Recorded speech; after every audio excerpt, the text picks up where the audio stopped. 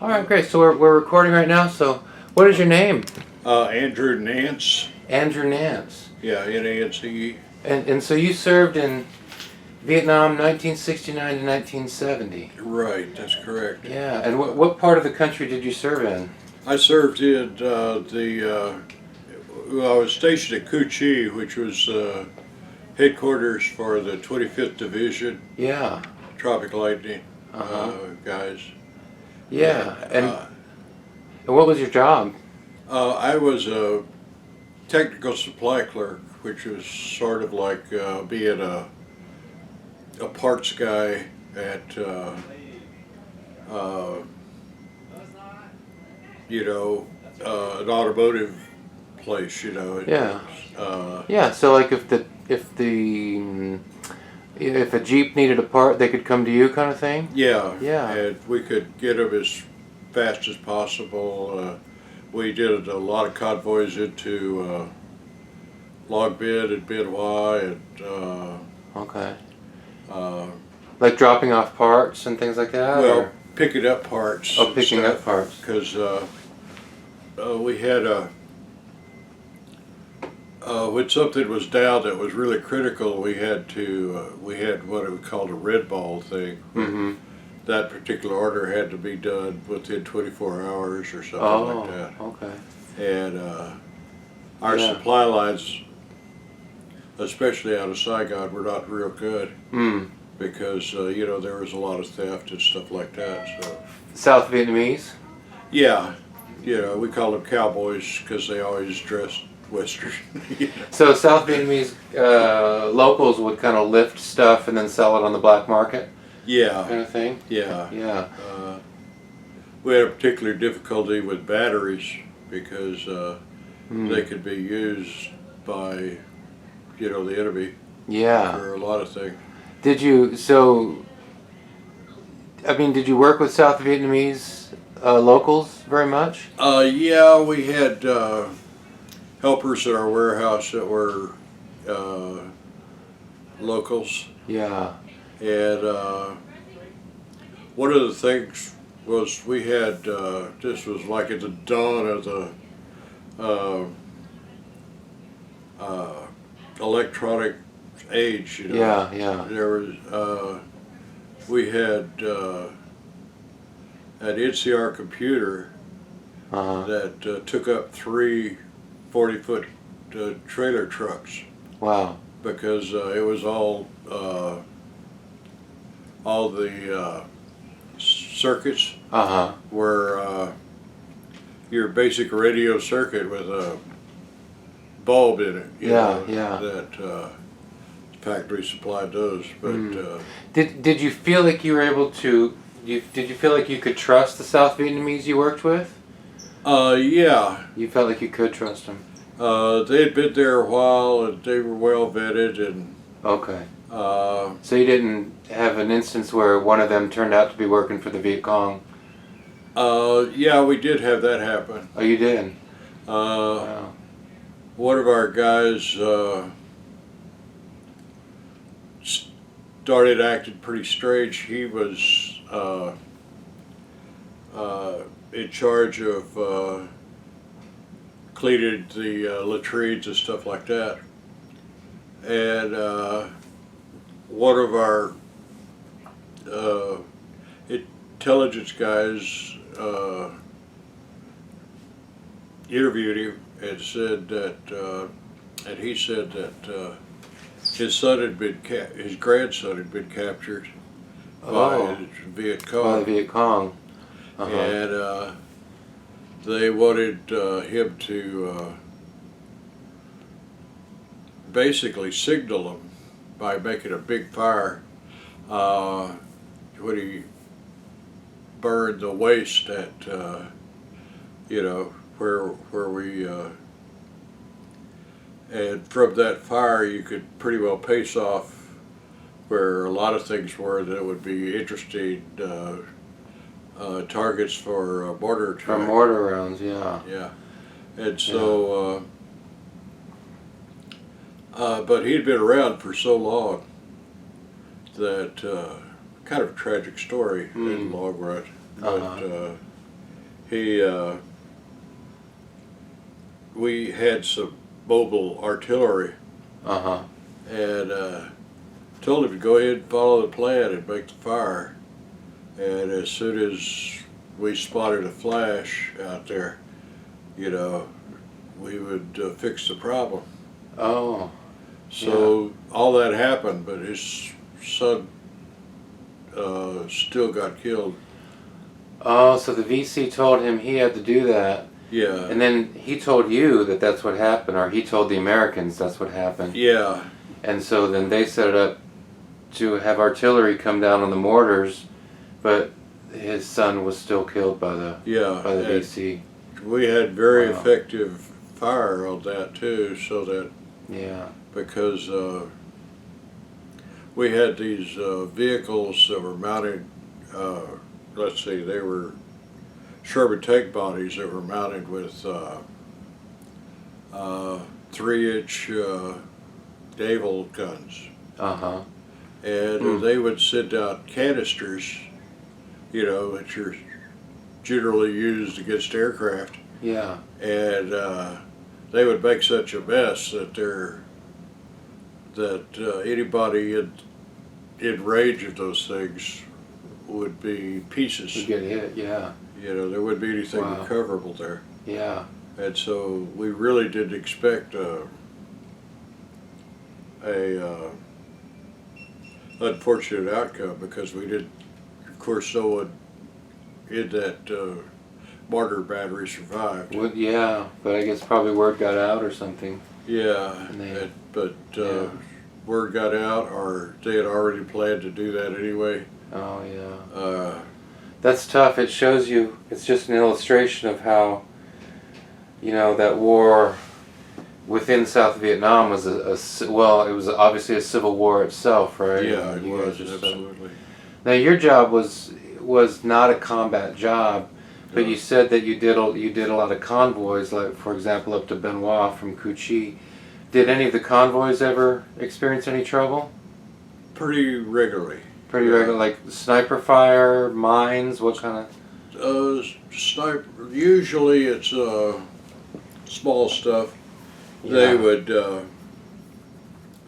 and this was a great use for the South Koreans, who were really gung ho.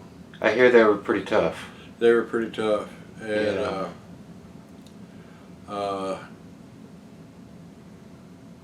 you know, they really didn't like ambushing traffic on Highway 1 at all, because the VC? Yeah, the VC, because the response was almost immediate. Right, yeah. You know, and I think they did it more to just let us know they were there, you know. Oh, okay. No, but, so you were with Korean troops and the Korean troops would respond? I wasn't with them, but they were stationed along the road. Oh, I see. And, you know, they would be there before, that kind of combat is so fast. Right, yeah. That, right. You know, you're a little afraid before it happens, and you're very afraid after it happens, but it's already over. You know? Right. So what kind of things did you hear about the Koreans? I've heard that the Koreans didn't bother a whole lot with the rules, like the rules of war and things like that. I've heard that too, but I've never witnessed it. Okay. I've heard they're pretty tough. Now, you just mentioned Highway 1. What's your memory of what Highway 1 looked like back then? It was a 2-lane paved road. A 2-lane, okay. Yeah. And it carried a lot of traffic. Yeah. And some places it had shoulders, which were very convenient. And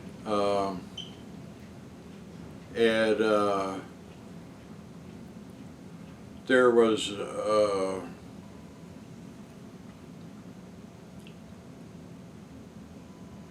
sometimes I didn't have to. I was always a volunteer on the convoys. Oh, okay. But the worst place to go was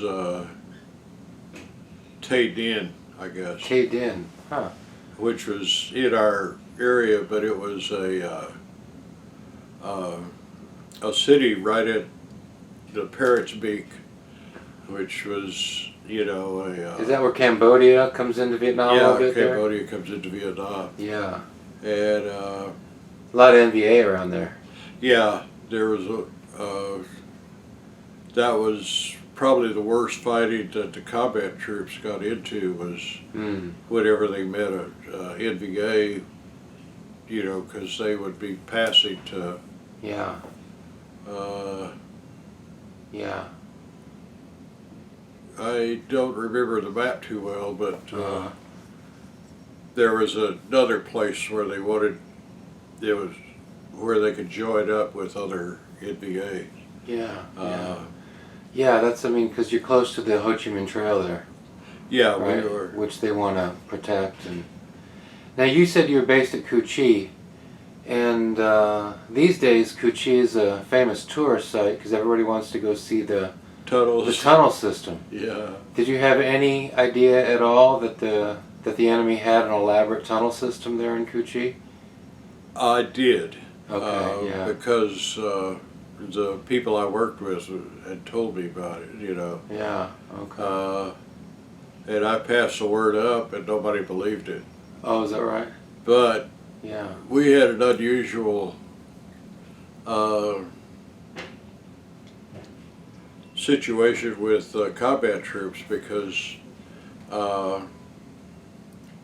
we pretty much never had to leave our operating area because the enemy would show up and would pop up and disappear. And finally, I don't know if it was a B-52 bomb or what, broke a hole in the tunnel system from Dui Ba Dien, which is a isolated mountain. Yeah, yeah. Going into, we thought Saigon, but it was actually going into Cu Chi. I see. Yeah. I think some of those tunnels went from Cu Chi all the way to the outskirts of Saigon. Yeah, that's true. That is crazy, yeah. Well, they were under the Michelin plantations also, you know, they could pack quite a few troops in all that area. That's you know. something, yeah. Now, were you drafted or did you volunteer? I volunteered. Okay. Yeah. For the Army, right? You were Army? Yeah. Yeah. Why did you volunteer? I just, yeah, I was kind of upset. I had friends, you know, I grew up in Corpus Christi, Texas, or that's where I was at the time I volunteered. Yeah. And a lot of my friends were already over there. Oh. And I was in college. And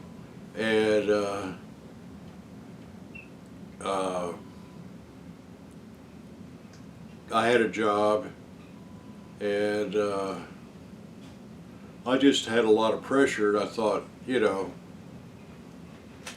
I could go to the University of Texas, for instance, if I just got this out of my way.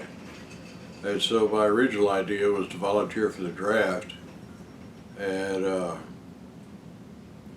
I've always been kind of a nerdy guy, you know. Okay. And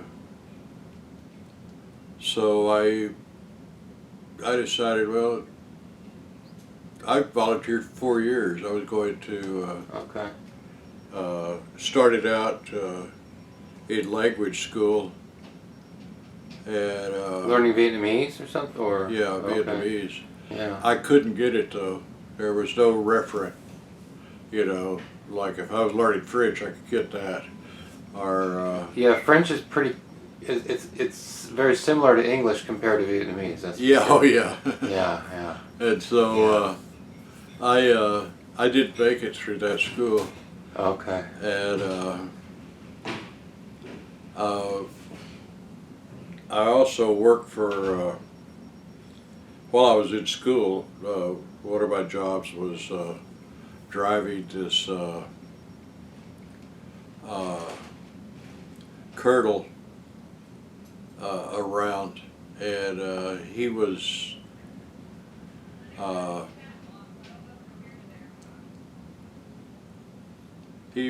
in charge of some kind of intelligence. I mean, I had to have a need to know for him to even talk to me. Right, And yeah. I'd have to remind him that, I don't have a need to know. You know. Oh, yeah. And so, but he committed suicide. Oh, no. And that sort of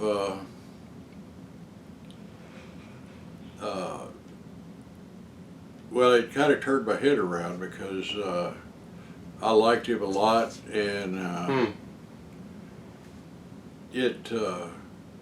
no one knows what it was about. He didn't leave a note or anything like that, or Wow.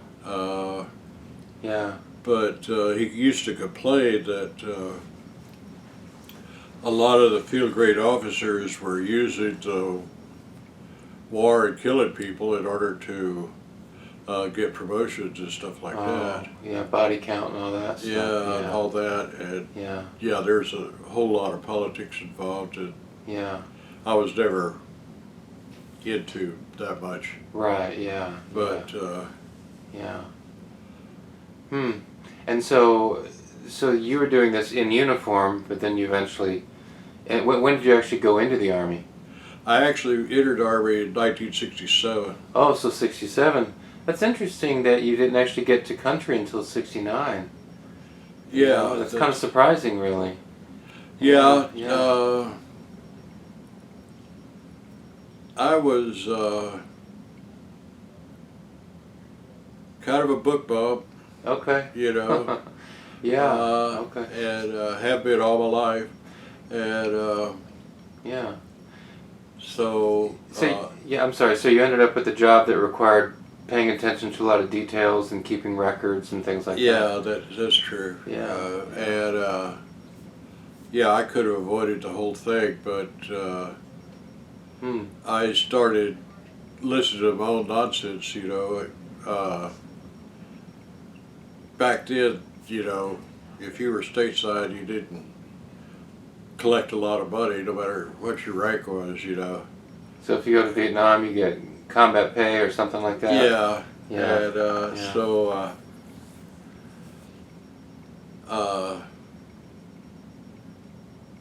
when I had like a 3-day pass or something like that, I could go into Washington or Baltimore, and I would be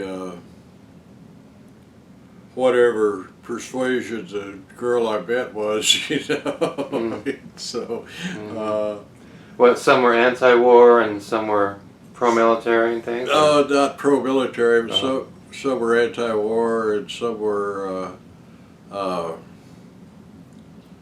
various religions, Buddhists, and all that kind of stuff. This is in Washington, D.C.? Yeah. Did you, just a couple more questions here, did you personally experience any of the sort of the anti-military, feelings that some people had at that time?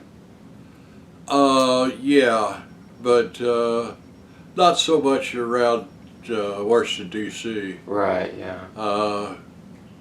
I did experience that until I came back, Did you arrive in California? Yeah, I wrote. This is my doctor's office. When will you be through? We'll be done in about 3 minutes. How much? About 3 minutes. 3? Uh-huh. Thanks, sir. Okay, thank you. Yeah. Here, let me ask that question again. We'll edit that out. Let me ask this question again. Did you personally experience any of the sort of the anti-war feeling? Yes, but it kind of rolled off of me because I was going home and I was happy and all that stuff. Is this when you were returning from Vietnam? When I was returning from in California? Yeah. San Francisco? Yeah. I hear that a lot. I hear guys who arrived who who came home in San Francisco, that's where they had a lot of problems. Yeah. Yeah. They did a, oh, I forgot the military term for it, but we had like 2 weeks before we left to drink soda and talk to health professionals and stuff like that. Yeah. And it was a big waste of time for me because I'd tell them, I was a real echelon, Yeah, you had a non-combat job. non-combat, Right. I don't need this, Yeah, yeah, And yeah. so. Well, but those jobs are important, of course. I mean, if you don't have parts, you don't have trucks. Yeah. So somebody's going to manage all that, Oh so yeah. Well, that's it was important. actually, like Yeah. I said, good duty. Yeah. You Are you glad you served? Yes, I am. Yeah. You Yeah. know. Well, thank you very much, Mr. Nance, for Okay. sharing some of your memories. I appreciate it. Well, I appreciate one, that. actually, I just have one last question. Sure. What do you think young people today should know about the Vietnam War? Just in your opinion. What do you In think my they should know? opinion, I think that really the whole, I living here and, knowing my dad, who was a very social person, I knew a lot of World War II people, Mm. men and women in various ranks. Yeah. And you just can't half-ass fight a war, Mm. that you got to go all in. It's, Yeah. and Yeah. otherwise it's a waste of money and manpower and time. And Yeah. uh, Just that feeling that the war wasn't really prosecuted. yeah, Yeah. I mean, there was a lot of time, a lot of situations where we could have gained a great advantage and we were not allowed to. Yeah. Yeah. You know. I hear that. Well, Mr. Nance, thank you very much for the time. I appreciate it. Okay, sure. Yeah. Good luck with